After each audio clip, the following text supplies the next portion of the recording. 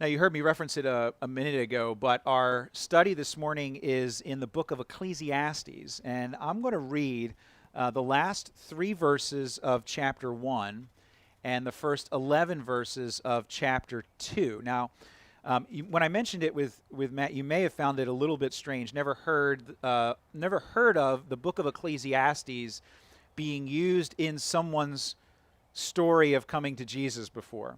But as we read this, I think you'll see that the themes in this book are so universally felt by human beings that it shouldn't shock us at all that they connect with the deepest longings of our hearts. And in between the celebration of baptism and the celebration of the Lord's Supper that we'll do in a couple minutes, I want us to think for just a few minutes about how this happens, about how God connects with the deepest longings and desires of our hearts. Now, we obviously have no screens to sort of project the scripture reading onto this morning, and so you'll have to do one of two things. One, you'll have to open a Bible that you may have brought with you to Ecclesiastes, or pull it up on some sort of device, or you can do what the church did for hundreds of years before literacy was widespread and before the printing press made books common, and that is you'll have to listen carefully. One way or the other. If you're able to, let me invite you to stand as I read God's Word. Ecclesiastes chapter 1, starting at verse 16. I said in my heart, I have acquired great wisdom, surpassing all who were over Jerusalem before me. And my heart has had great experience of wisdom and knowledge. And I applied my heart to know wisdom and to know madness and folly. I perceived that this also is but a striving after wind. For in much wisdom is much vexation, and he who increases knowledge increases sorrow. I said in my heart, come now, I will test you with pleasure. Enjoy yourself. But behold, this also was vanity. I said of laughter, it is mad, and of pleasure, what use is it? I searched with my heart how to cheer my body with wine, my heart still guiding me with wisdom, and how to lay hold of folly, till I might see what was good for the children of man to do under heaven during the few days of their life. I made great works. I built houses and planted vineyards for myself. I made myself gardens and parks and planted in them all kinds of fruit trees. I made myself pools from which to water the forest of growing trees. I bought male and female slaves and had slaves who were born in my house. I had also great possessions of herds and flocks, more than any who had been before me in Jerusalem. I also gathered for myself silver and gold and the treasure of kings and provinces. I got singers, both men and women, and many concubines, the delight of the sons of man. So I became great and surpassed all who were before me in Jerusalem. Also my wisdom remained with me, and whatever my eyes desired I did not keep from them. I kept my heart from no pleasure, for my heart found pleasure in all my toil, and this was my reward for all my toil. Then I considered all that my hands had done, and the toil I had expended in doing it. And behold, all was vanity, and a striving after wind, and there was nothing to be gained under the sun. This is the word of the Lord. Please be seated.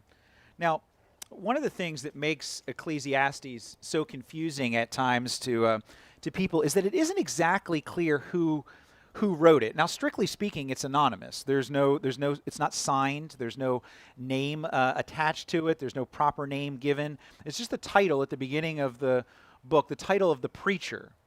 The preacher says. Now, traditional Jewish, traditional Christian scholarship would attribute it to King Solomon, and there's lots of good reasons to accept that as a thesis. And if we were doing a series on Ecclesiastes, then maybe we'd get into that debate a little bit. But one way or another, for our purposes here, let's just focus on something that is definitely true. The author, the preacher, is experiencing himself, or he's role-playing in some sort of sense, this great quest for purpose and meaning.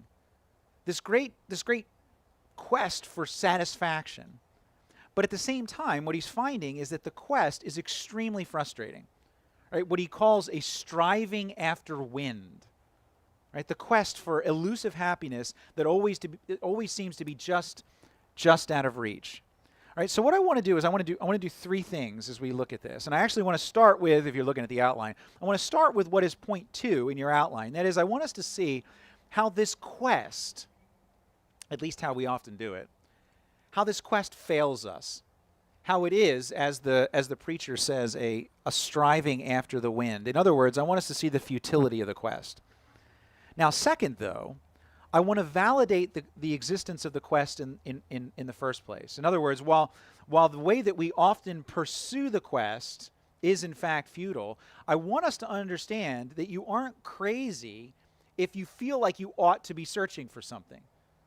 That there is a validity to the quest. Now, finally, then, I want us to see how this leads us to something.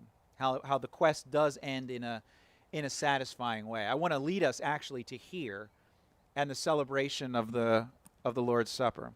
All right, first, the futility of the quest. Now, what is futility? If there is one primary point that the writer of Ecclesiastes is trying to get across, it's the concept of futility, the futility of man's search for satisfaction and meaning. All right, it's practically the theme verse of Ecclesiastes entirely. Chapter 1, verse 2 says this, "Vanity of vanities," says the preacher. "Vanity of vanities, all is vanity." Now, we tend to think of vanity as kind of looking in the mirror too much or something like that. But when we say something is done in, I'm sorry, I'm trying to get it loud enough for everyone and it not to move. When is something done in vain? Right? When we say something is in vain, what does that mean? Right? It means that it proves itself useless for the desired result. Something is done in vain. It's vanity when it's wasted effort. Right? When it's chasing something that can't be caught. That's that image of striving after wind. Think about it. It's a perfect image, right? How do you chase wind? You never catch it. Right? It's vanity. Right? It's no evidence that anything you did mattered. You pursue, and it's another image I thought of. It's like plowing the ocean. Like you could put a big plow behind your boat, right? Like you plow the ocean like a field or whatever, and what would happen? No matter how big the plow is. As soon as you pass by, right? I mean, the furrow that you made, it just fills in. It's gone. Vanity. Futility. Striving without reaching. Right? Working without result. Chasing things that don't deliver what they promise. Incredibly frustrating. And yet we keep looking, don't we? Right? Despite all the talk these days about an increased hesitancy for people to publicly identify themselves as affiliated with organized religion, and that's true. There is an increased hesitancy for people to publicly identify themselves with an institutional religion. But that doesn't mean that actually people are getting any less religious in this sense. In other words, it doesn't mean that people are abandoning their quest. It just means that they're increasingly looking in different places. And they aren't new places. As we look, in fact, if we look at the things that the places where the preacher was looking to find satisfaction and meaning, right? We see that they're common. They're the same places that we look. Let's just go down the list of the things that are in the passage I just read. Right? Where did the preacher look for meaning? Well, first, in chapter 1, verses 16 to 18, he looked for it in learning, in knowledge. We celebrate graduates today. And that's great. That's wonderful. Right? But the writer says that he acquired great wisdom, a great experience of knowledge. And if you use this, though, right, even good as it is, if you use this as something that is going to deliver for you that satisfaction and meaning, right? In other words, he was trying to outlearn life, academic pursuit. He had devoted himself to it. He did all the reading. He talked to all the smart people. He thought all the big thoughts. And some of us can relate to that, maybe. Right? If we could just learn a little bit more. If we could just start our study maybe a little bit earlier in life. Right? Get more graduate degrees. Right? Immerse ourselves in the data. Then maybe the answer to life will just pop out like some sort of algorithm. Right? But the problem, of course, is, and increasingly I think this is true, you can never know enough. Right? Ask anyone in academia. Right? In fact, the rate of knowledge today is increasing so rapidly that what used to be, even just a few years ago, what used to be like relatively narrow fields now have subspecialties of subspecialties. It is impossible to learn all there is to know. Right? It's never ending. Now, some people take a different approach. The teacher tried this too. Look at chapter 2, verse 1. "Come now, I will test you with pleasure. Enjoy yourself. And it's kind of funny the way he puts it, a test, like it's an experiment. Like, let's maximize pleasure. Let's try this. And this is practically the national anthem of the American suburb, right? Right? Maximize pleasure wherever possible. Minimize pain wherever it might result. Seek every type of amusement that is available to you. Now, what's the problem with this? Problem here is you can't outrun pain. Eventually it'll find you. Life catches up with all of us. Verse 3, he tries something else. He says, I searched with my heart how to cheer my body with wine. Well, you can check the industry stats or you can just look at your social media feed, but this strategy is certainly still around, right? Now, COVID messes with the data a little bit, but from what I could find, Americans consume about 1 billion gallons of wine every year. And that's up about 30% in just the last 10 years. And it's not just wine. I mean, that doesn't count all the people searching for happiness in all kinds of other beverages. All right, for example, my obsession with watered-down iced tea, that's not counted in the data. It's not there. Now, just to pick on wine for a second, because to the extent that it allows us to make a larger point here about things that are potentially addictive, right? What is addiction? I mean, there's a chemical component to it, no doubt about it, but spiritually speaking, what is addiction? Addiction is when someone believes the lie that the failure of the substance to produce the promise of happiness is because more of that substance is needed. You understand what I'm saying? Right? That's the spiritual aspect of addiction. It is the belief that whatever is promising you happiness, that the problem with it, the reason why it's not producing that happiness is because you need more of it. And then you need more of it.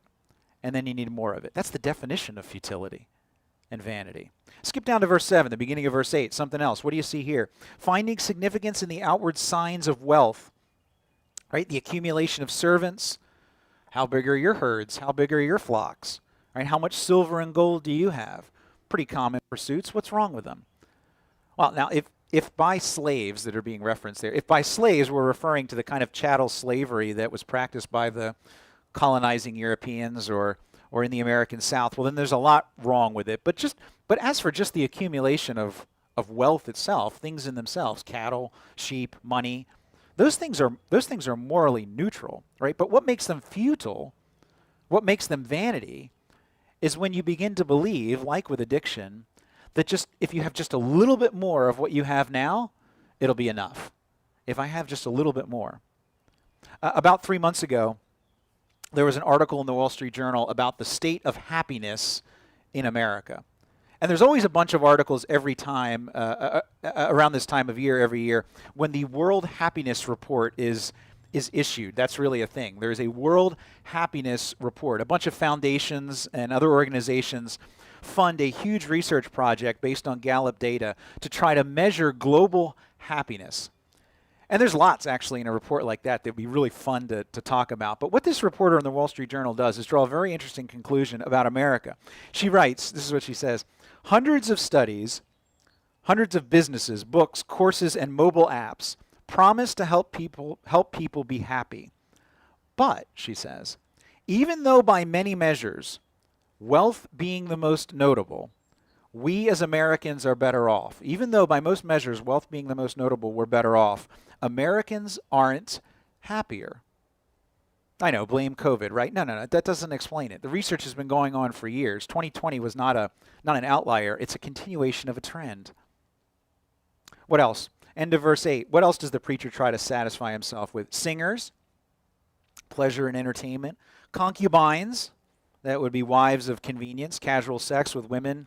You don't really have to make a commitment. Now, that sounds familiar. All right, I'll skip this for now. If you want to talk more about sex, then stick around for the next couple weeks as we go back to 1 Corinthians chapter 6. If you don't, then come back in July. But we'll talk more about that. Finally, verses 4 and 5. This is interesting. He says, I made great works. I built houses and planted vineyards. I made gardens and parks. I planted trees. Now, if you have the means, this is a very common way of searching for something of lasting significance. Right? You devote yourself to some great task, to a work, to a building project, to something great that will be your legacy. Andrew Carnegie, the founder of what became U.S. Steel, one of the wealthiest men in the world in the mid-1800s. He tried this. After amassing his fortune and not wanting his lasting legacy to be the accumulation of money on the backs of poorly paid, overworked, often boys at substandard wages, Andrew Carnegie, like many of the contemporaries of his time, the Rockefellers, the Morgans, the Vanderbilts, what did Andrew Carnegie do? He built things. Right? And in Carnegie's case, he built libraries, more than 2,000 of them. He built libraries.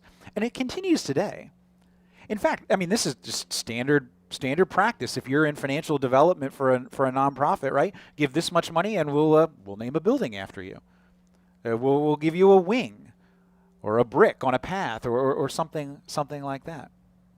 All right, so there's the list. Right? You could on each one of these things, you could spend an hour easy. You could do your own sermon series on any one of these things, but hopefully you see the overall point, the futility of the quest for satisfaction and happiness.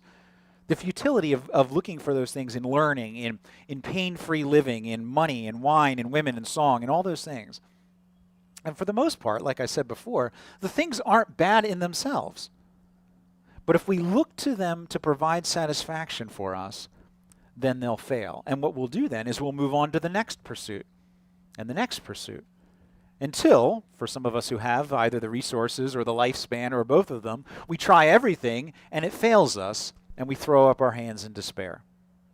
All right, that's the first point, the futility of the quest. Now, but all is not lost because there is hope.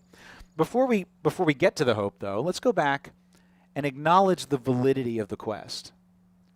In other words, behind all of the futility, we need to remind ourselves that we are actually looking for a good thing, a very valid thing, right? But we just need to be honest about what we're looking for. Here's what I mean. Here's how I tend to think about cars.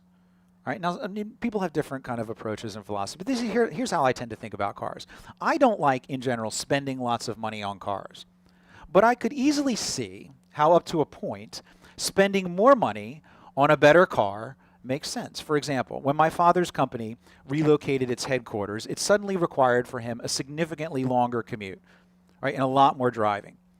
So he decided to buy a very well-regarded car made by the Honda Corporation, right? I'll withhold the make and model because I'm not qualified nor interested in debating what car is better.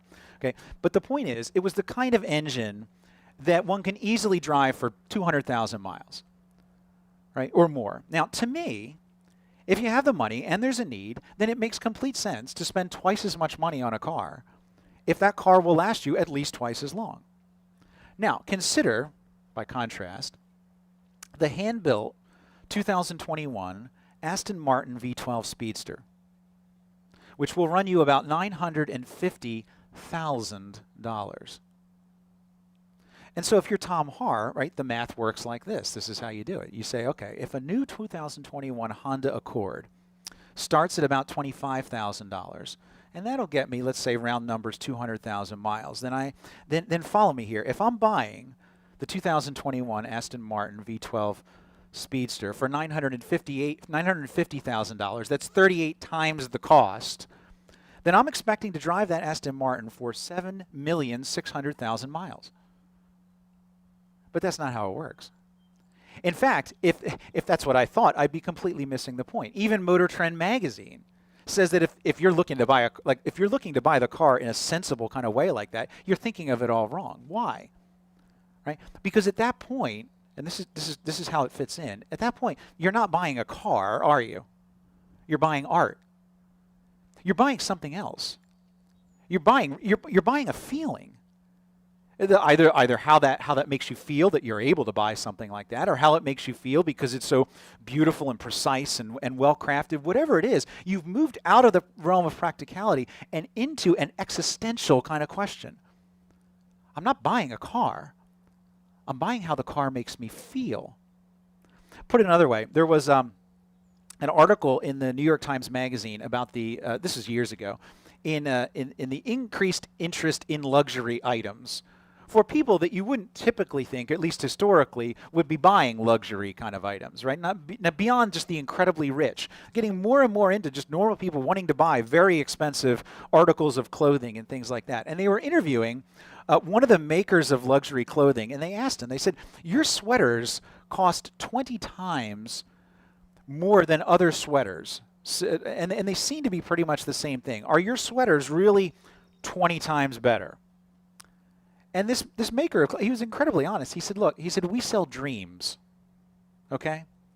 When you go into one of our boutiques and you buy lipstick or a sweater or something like that, it has the dream in it. How wonderfully honest, right? What are people looking for, right? What are we all looking for? We're looking for the dream.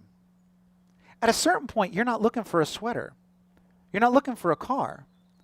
You're looking for a dream. You're searching for transcendence. And that is a very valid quest. That's a quest worth pursuing. Now, it will be completely futile if you try to find that in cars and in sweaters, but that's exactly the quest that you need. And anyone who continues to feel an emptiness in their lives, when everything that they're using to try to find that dream, right, feels like it's just striving after the wind, right? Everyone who's looking for that needs to hear that what they're looking for, that the search for the dream is not crazy. You were made for that.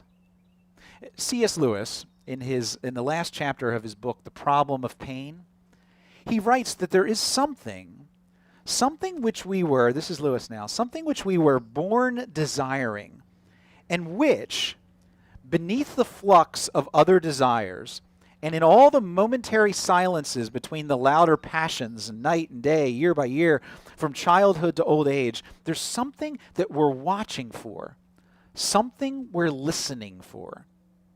This is what Lewis says. He says, you've never had it. All the things that you have, that you've ever deeply possessed, have been hints of it. Tantalizing glimpses, promises never quite fulfilled, echoes that died away just as they caught your ear. But he says, but if it should really become manifest, if there ever came an echo that did not die away, but swelled into the sound itself, then you would know it. Beyond all possibility of doubt, you would say, here at last is the thing I was made for. All of life's pursuits, if we think that they'll give us a sense of, they'll give us and deliver that ultimate satisfaction, they're an echo. They're the wind. You'll never catch them. But there is an echo that will never die away. The writer of Ecclesiastes in chapter 3 says that God has put eternity in man's heart. And that's what Lewis is talking about. It's there. Paul says, the Apostle Paul in Romans chapter 2, that the work of God's law is written on our hearts and our consciences bear witness to it. In other words, the universality of the quest proves that there is an echo that we're chasing that leads us to the real sound. It can be found. And that's the completion of the quest. Have you ever done a really complicated maze? Either one of those corn mazes where you physically kind of walk around, or even just like a really complicated one on paper. I don't know, sometimes they're in the children's bulletin. There may be one today. You know, where you start here and you try to end here and you kind of go through. And particularly if it's a hard one, it can actually be very frustrating because you think you're on the right track and then boom, right? You hit a dead wall, a dead end. You hit a wall. Right? Now you can think of that dead end in two ways. Right? You can either curse the dead end or you can praise the dead end. What do I mean? Why would you praise the dead end? Well, because you've just discovered another way that doesn't lead you to where you really want to go. That's what the author of Ecclesiastes is doing. He's taking us down all of these dead ends, and he's smashing us into the wall. And he's saying, look, none of this works. Cross that path off your list. If you have the bulletin, look at the other quote from C.S. Lewis that I've put on the front. This one's from his book, Mere Christianity. He says, if I find in myself a desire which no experience in this world can satisfy, the most probable explanation is that I was made for another world. If none of my earthly pleasures satisfy it, that does not prove the universe is a fraud. Probably, earthly pleasures were never meant to satisfy it, but only to arouse it, to suggest the real thing. You tired of striving after the wind? Working, chasing after so many things that promise so much but can't deliver? That's not only frustrating, that quite literally is hell. At the end of Hebrews chapter 3 and the beginning of chapter 4, it describes those who find themselves on the outside of God's kingdom, right? Those who will not believe in the promise that God has offered through Jesus Christ. And do you know how it's described? The end of chapter 3, the beginning of Hebrews, at the end of chapter 3 of Hebrews and the beginning of chapter 4, you know how it's described? It's described as being unable to enter God's rest. Not able to enter his rest. No rest. Always looking but never finding. Always traveling but never arriving. Always on a quest but never completing it. That's hell. But there is a completion to the quest. Matthew chapter 11, Jesus said, "Come to me, all who labor and are heavy laden, and I will give you that rest." Now, how does that happen? It's here in the table in front of us. Right? As we transition to the celebration of the Lord's Supper, that's why Jesus gave us this sensory reminder of the gospel. The bread and the cup, the body and the blood of Jesus, the evidence of his efforts, the evidence of his work, of his striving that purchases our rest. See, Jesus not only points to the one who placed eternity in our hearts, his striving purchases the forgiveness that enables us to be in the presence of the one who placed that eternity in our hearts. He doesn't just point the way. He makes the way. He's the end of our striving.